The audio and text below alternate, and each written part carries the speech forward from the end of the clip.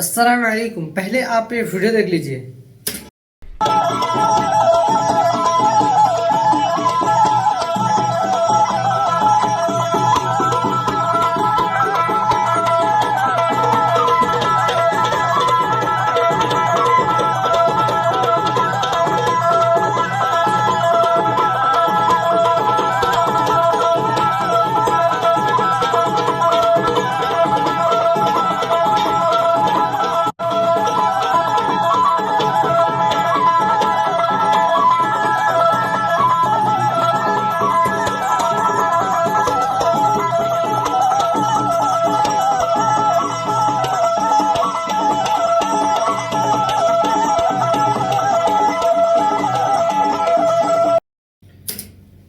بسم اللہ الرحمن الرحیم. میرے بھائیوں، یہ سب اسلام کے نام میں ہو رہا ہے.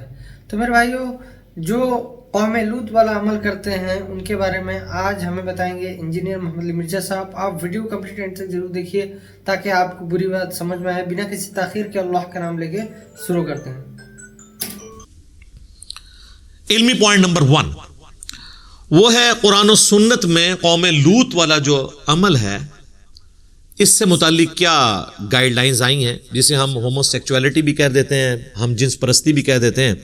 اچھا، بعض لوگ کہتے ہیں یہ لوطی لفظ نہ استعمال کیا جائے، حالانکہ احادیث میں ایون یعنی جامعہ ترمذی میں جو باب باندھا گیا نا قوم لوط کے عمل کی سزا، اس میں یہ لفظ استعمال ہوا ہے کہ لوطی کی کیا سزا ہے. لوگ کہتے ہیں یہ حضرت لوط علیہ السلام کی نا توہین اس میں ہو جائے گی کیونکہ آپ حضرت لوط کے ساتھ اس کی نسبت کر رہے ہیں. تو سر آپ کو اس وقت کی خیال آتا ہے جب آپ کہتے ہیں امت محمدی میں یہ کام ہو رہا ہے تو اس میں نبی علیہ السلام کی توہین نہیں ہو رہی ہوتی، امت جو کام ڈال رہی ہوتی ہے اس کو آپ ہائی لائٹ کر رہے ہوتے ہیں.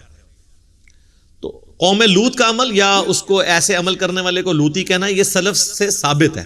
امام ترمذی نے باقاعدہ باب باندھا ہے اس کے اوپر. سب سے پہلے تو آ جائیں قرآن حکیم کی طرف. تو قرآن حکیم میں چند بڑے گناہ جن کی سزا آئی اور اس کو گناہ کے طور پر اللہ تعالیٰ نے قرآن میں بیان کیا کثرت کے ساتھ، ان میں سے ایک یہ قوم لوط والا عمل ہے. کم از کم 8 مقامات کے اوپر اللہ تعالیٰ نے قوم لوط کے اوپر جو عذاب آیا اس کو ان ڈیپتھ ڈسکس کیا ہے. آپ اندازہ لگائیں اتنی امپورٹنس دی ہے اس کو. اس میں سورۃ الاعراف، سورۃ الحجر، سورہ ہود، سورۃ العنکبوت، سورۃ الانبیاء، سورۃ القمر، سورہ الذاریات، سورہ الشعراء، اس میں ڈیٹیل کے ساتھ قوم لوط پہ جو عذاب آیا تھا ان کے اس برے عمل کی وجہ سے اس کی پوری ڈیٹیلز آئی ہیں. اب وہ ساری آیات تو کور نہیں ہو سکتی، صرف سیمپل کے طور پہ میں سورہ ہود کی 2 آیات کور کر دیتا ہوں اور اس میں بھی صرف اتنا پورشن کہ جو ان پہ عذاب آیا تھا تاکہ ہم بتائیں کہ اس کی سزا اسلام میں کیا ہے قرآن و سنت کی روشنی میں. اعوذ باللہ من الشیطان الرجیم، بسم اللہ الرحمن الرحیم. فلما جاء امرنا، جب ہمارا حکم عذاب آ گیا، جعلنا عالیہا سافلہا، تو اس بستی کے اونچے حصے کو ہم نے الٹ کر دیا. یعنی اوپر کی جو حصہ تھا وہ نیچے آ گیا، نیچے والا اوپر، یعنی پوری بستی الٹ دی. وَأَمْطَرْنَا عَلَيْهَا حِجَارَةً مِّن سِجِّيلٍ، اور ہم نے ان پر کنکریوں کی بارش کی، پتھروں کی بارش. ممدود، پے در پے، جس طرح یہ اولے برستے ہیں نا اس طرح. آج کل تو وہ آپ دیکھ رہے ہیں اتنے بڑے بڑے برف کے اولوں نے بھی گاڑیوں کے شیشے توڑ دیے ہیں اور اس میں ڈینٹ ڈال دیے ہیں. تو پتھر ہو تو آپ ذرا اندازہ کریں. مُصَوَّمَةً عِندَ رَبِّكَ، جو نشان زدہ تھے اپنے رب کی طرف سے، یعنی اس پہ نشان تھا کہ یہ فلاں کو جا کے لگنا ہے، یہ کنکر فلاں کے نام کا ہے، یہ گولی فلاں کے نام کی ہے. اللہ تعالیٰ نے اس کے اوپر پوری کیلکولیشن کی ہوئی.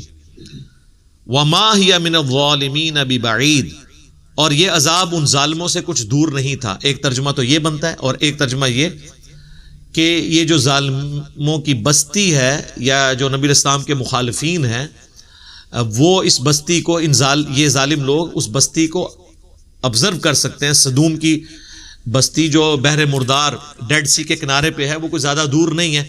اپنے سفر شام میں یہ لوگ تجارت کرتے ہوئے جب جاتے تھے تو اس بستی کے حالات و واقعات دیکھ سکتے ہیں. بلکہ آپ کو ویڈیوز میں ملیں گے کہ ان کی وہ آلموسٹ لاشیں اسی طریقے سے فاسلز بن گئی ہوئی ہیں جو اللہ کا عذاب ان کے اوپر آیا تھا. اس کے لیے کوئی ٹیکنیکل ریزن ضرور ہوگی. یعنی وہ کہتے ہیں جی آتش فشاں پھٹ گیا تھا اور اس میں سے پتھر نکلے ان پہ پڑے. ظاہر ہے اللہ تعالیٰ نے کوئی ضروری نہیں ہوتا کہ کوئی غیبی کام کرے, وہ اسباب بنا دیتا ہے. جیسے سمندر میں غرق کر دیا فرعونیوں کو, تو وہاں پہ بھی آتش فشاں کو اللہ نے حکم دیا کہ ہاں بھی اگل دے اور ہر بندے کے سر کے اوپر جا کے اس کے حصے کا پتھر لگے. وہ اس کی کوئی بھی ریزن ہو سکتی ہے, بہرحال اللہ کی طرف سے وہ عذاب آیا. اللہم احسن عاقبتنا فی الامور کلہا واجرنا من خزی الدنیا وعذاب الآخرہ, آمین. اب ان آیات کی روشنی میں سزا یہ ہوئی کہ ایسے عمل کرنے والوں کو اللہ نے بلندی سے پھینکا اور پھر ان پر پتھروں کی بارش کر کے انہیں ہلاک کر دیا. قرآن و سنت میں واضح اس حد کو اسٹیبلش کرنا کس طریقے سے ہے اس کی ڈیٹیلز ہمیں نہیں ملتی. صحابہ کے اقوال ملتے ہیں, خلفائے راشدین کے اقوال ملتے ہیں, ان کے فیصلے ملتے ہیں. اسی لیے آپ اس کو حد کے طور پہ نہیں لیکن تعزیر کے طور پر بیان کر سکتے ہیں. اس میں اختلاف پایا جاتا ہے لیکن اہل سنت اور اہل تشیع کا یہ اس پہ اتفاق ہے آلموسٹ کہ ایسے شخص کو فاعل اور مفعول دونوں کو قتل کیا جائے گا.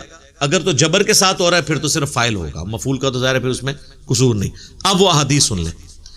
سنن نبی داؤد میں حدیث ہے, ابن عباس کہتے ہیں کہ نبی علیہ السلام نے فرمایا کہ قوم لوط کا عمل جو لوگ کر رہے ہوں تو فاعل اور مفعول یعنی دونوں رضامندی سے کر رہے ہیں تو دونوں کو قتل کر دو.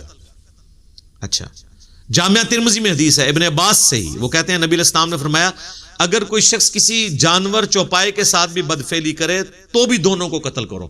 تو ابن عباس سے پوچھا گیا اس جانور کو کیوں قتل کیا گیا؟ تو انہوں نے کہا نبی علیہ السلام سے میں نے اس کی تفصیل تو نہیں سنی لیکن میرا خیال ہے کہ نبی علیہ السلام اس چیز کو ناپسند فرماتے تھے کہ ایسے جانور کا گوشت کھایا جائے جس کے ساتھ کسی نے اس طریقے سے برائی کی ہو. یعنی آپ دیکھیں اسلام سیکس کے معاملے میں کتنا سینسٹیو ہے. پھر مشکات المصابیح میں آپ کو سیدنا علی اور سیدنا ابوبکر صدیق رضی اللہ تعالی عنہما کے فتاوی مل جائیں گے جو پوری تفصیل سے المصنف ابن ابی شیبہ میں موجود ہے کہ ابن عباس نے کہا کہ قوم لوط کا عمل کرنے والے کی سزا یہ ہے کہ ایسے شخص کو اس بستی کے سب سے اونچے مقام سے اوندا منہ کر کے نیچے پھینکا جائے. اس طرح مر جائے تو ٹھیک, اگر پھر بھی زندہ بچ جائے پھر اسے پتھر مار کے سنسار کر کے ہلاک کر دیا جائے. یعنی اس کے تحت ابن عباس نے جو فتویٰ دیا ہے تو یہ مولانا صاحب جو ہیں لاہور کی سب سے اونچی جگہ ہے مینار پاکستان, تو مینار پاکستان سے انہیں نیچے گرانا چاہیے پبلکلی, کیونکہ سورہ النور کی 2 نمبر آیت میں اللہ تعالیٰ نے فرمایا کہ جو زنا کی سزا ہے یہ بھی پبلکلی ہوگی اور مسلمانوں کا ایک گروہ اسے ویٹ کرے گا تاکہ باقیوں کے لیے عبرت ہو جائے. دیکھیں نا آپ ایران میں اور سعودیہ میں شرعی سزائیں اعلانیہ دی جاتی ہیں نا, جو ایک دفعہ کسی کو قتل ہوتے ہوئے دیکھ لیتے ہیں کتنے عرصے تک ان کو نیند نہیں پڑتی, ڈیٹرنس ہوتی ہے. تو اسلامی سزائیں سخت ضرور ہیں لیکن چند لوگوں کو سزا ہو کے باقی لوگ جرم سے بچ جاتے ہیں, ڈیٹرنس ہو جاتی ہے. سزا 2-4 کو ہوگی, ڈیٹرنس لاکھوں کے لیے. بلکہ میرے خیال میں تو فساد فی الارض کی جو سزا ہے نا سورۃ المائدہ کی آیت نمبر 33 میں, جو زمین میں فساد مچاتے ہیں, جس طرح یہ عادی مجرم تھا اور کئی اسٹوڈنٹ کے ساتھ منہ کالا کر چکا اور ایکسپلائٹ کرتا تھا ان کو, یہ ہے فساد فی الارض والے لوگ. تو ان کے اوپر آیت محاربہ والی لگے گی آیت. سورۃ المائدہ آیت نمبر 33 کے مخالف سمت کے ہاتھ پاؤں کاٹے جائیں گے اور انہیں سولی دیا جائے گا, یعنی بے دردی کے ساتھ ان کو قتل کیا جائے گا تاکہ باقیوں کے لیے ڈیٹرنس ہو. جامعہ ترمذی میں ایک اور حدیث ہے, ابن عباس کہتے ہیں کہ نبی علیہ السلام نے فرمایا جو کوئی شخص کسی مرد یا عورت کے ساتھ قوم لوط والا عمل کرتا ہے تو قیامت والے دن اللہ تعالیٰ اس کی طرف نظر رحمت نہیں فرمائے گا. یعنی اتنا غصہ ہے کہ دنیا کی سزا تو اپنی جگہ, آخرت میں بھی اللہ تعالیٰ نظر رحمت اس پہ نہیں فرمائے گا. مسند احمد میں ایک اور حدیث ہے, حاکم میں بھی ہے, مشکات کے اندر بھی موجود ہے کہ قوم لوط کا عمل کرنے والا ملعون ہے, لعنتی ہے. یعنی لعنت کا مطلب یہ ہے کہ اللہ کی رحمت سے دور. لعنت کا مطلب کیا ہے؟ اللہ کی رحمت سے دور. ایک اور حدیث ہے مسند احمد میں, سنن نبی داؤد میں بھی ہے, مشکات میں بھی, کہ نبی علیہ السلام نے فرمایا جو شخص اپنی بیوی کے ساتھ بھی ایسا عمل کرے قوم لوط والا تو وہ بھی ملعون ہے. ایک اور حدیث ہے جامع ترمذی میں جس کی صحت کے بارے میں محدثین کا اختلاف ہے. شیخ البانی اسے کہتے ہیں یہ حسن درجے کی ہے. شیخ زبیر صاحب کا موقف ہے کہ یہ ضعیف ہے.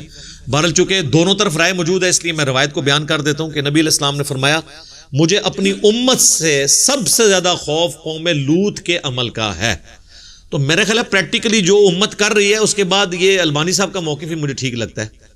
بعض اوقات حدیث کی سند کمزور ہوتی ہے لیکن اسے تلقی بالقبول حاصل ہو جاتی ہے کہ شواہد کی بنیاد پہ وہ ویسے اسٹیبلش ہو رہا ہوتا ہے. تو یہ ہمیں نظر آ گیا ہے تلقی بالقبول اس کو نظر آ رہی ہے امت کے اندر جو امت کی حرکات ہیں.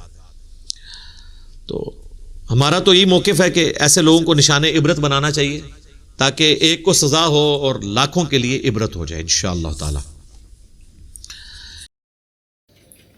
تو میرے بھائی امید ہے کہ آپ کو یہ ویڈیو پسند آئی ہوگی اور بات سمجھ میں آئی ہوگی. اگر ویڈیو پسند آئی ہے تو لائک اور شیئر ضرور کیجیے اور ہم سپورٹ کرنے کے لیے سبسکرائب ضرور کیجیے. ملتے ہیں نیکسٹ ویڈیو میں انشاءاللہ. السلام علیکم ورحمۃ اللہ وبرکاتہ.